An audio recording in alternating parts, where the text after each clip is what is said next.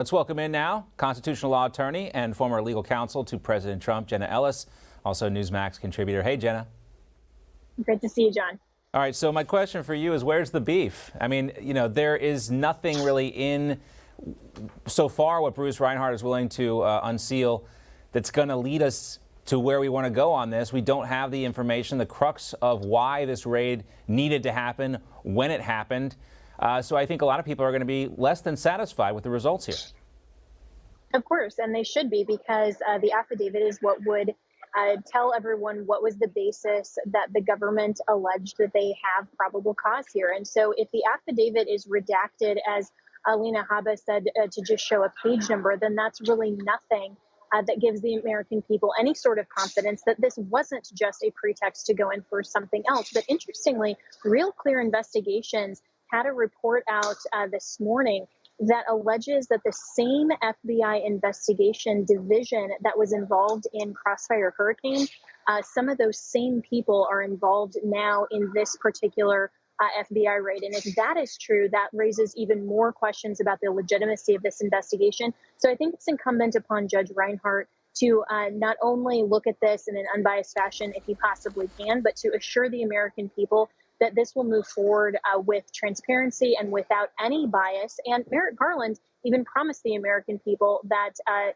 he would assure that there would be transparency, and that's obviously not happening with the FBI's arguments here. And that's the concern about indicting anyone, because as we've talked about this with other trials before. The Steve Bannon case comes to mind. There is no fair jury pool in Washington, D.C. And if that's where the indictment's going to come down, you got these same investigators from Crossfire Hurricane. It is a very small pool, very shallow in the swamp. Broad, but shallow. All right, let's talk about Mayor Giuliani. He was on Newsmax last night commenting on the raid at Mar-a-Lago. Here's what he said. I hate to call it conspiracy, but that's what it is. That started back in 2016 when they decided they were going to take him out by any means. Really, if you look at the Espionage Act, it's not really about taking the documents. It's about destroying them or hiding them or giving them to the enemy. Right.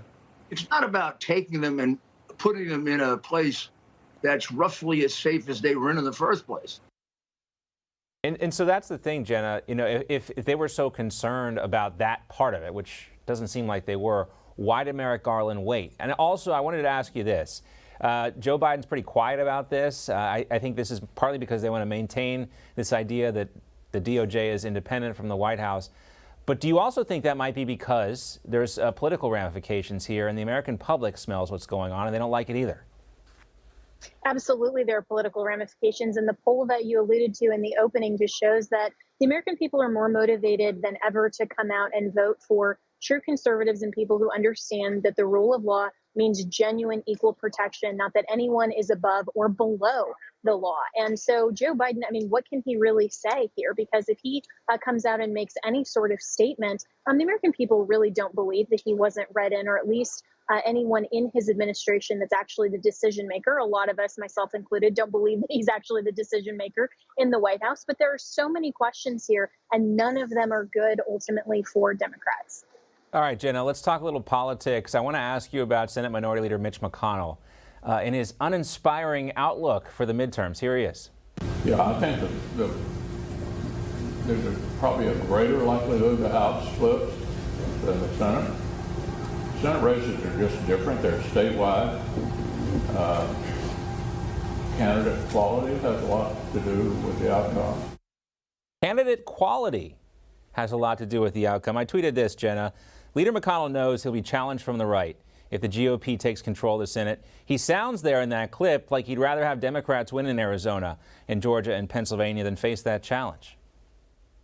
I fully agree with you, John. And candidate quality, like, maybe Liz Cheney, who got absolutely kicked out of Wyoming in losing by almost 40 points. That was a resounding indictment of these weak GOP leaders in Washington that aren't doing anything for the American people. And they're just allowing these baseless attacks on President Trump rather than addressing the actual problems that Americans are facing day in and day out. And look, I just landed in Pittsburgh here. I'm here in the airport for the DeSantis and Doug Mastriano rally here in Pittsburgh, Pennsylvania today. And Doug Mastriano embodies everything that America and Pennsylvanians are looking for in a candidate who understands the Constitution, understands why he is running, and why Americans absolutely need someone who will put forward their needs and protect genuine freedom and liberty from the governor's mansion instead of the Wolf administration 2.0 that has had just a disastrous administration with lockdowns, with masking children, with closing small businesses, with doing everything that they can to put their foot on the neck of the American people. Doug Mastriano is everything that Pennsylvanians love, just like Kari Lake out of Arizona and so many other America First candidates. That's what Mitch McConnell isn't, and that's why he's so concerned about the Senate. But he is right about one thing. It's all about the candidate, and that's why so many people here in Pennsylvania love Doug Mastriano. Yeah, it looks like a lot of the legacy media underestimated Doug Mastriano before his nomination. And we're all waiting, Jenna. I know this is the DeSantis-Mastriano Unity Tour rally, but when are we going to see the Mastriano Dr. Oz Donald Trump rally in Pennsylvania? I'd love to see it, and hopefully that's in the works. And I would love to come back and be at another rally with President Trump. So many of those during my tenure with the Trump campaign. And I was so grateful that he endorsed Doug Mastriano as well before the primary. So, you know, he is the America First candidate here in Pennsylvania, and I look forward to that as soon as we can get that on the books. I think it's Primanti Brothers or something. You'll have to get one of those sandwiches in Pittsburgh where they put the French fries right on top of the sandwich. I love those. Great to see you, Jenna. And say hello to everyone in Pittsburgh for us. Will do. Thanks so much, John.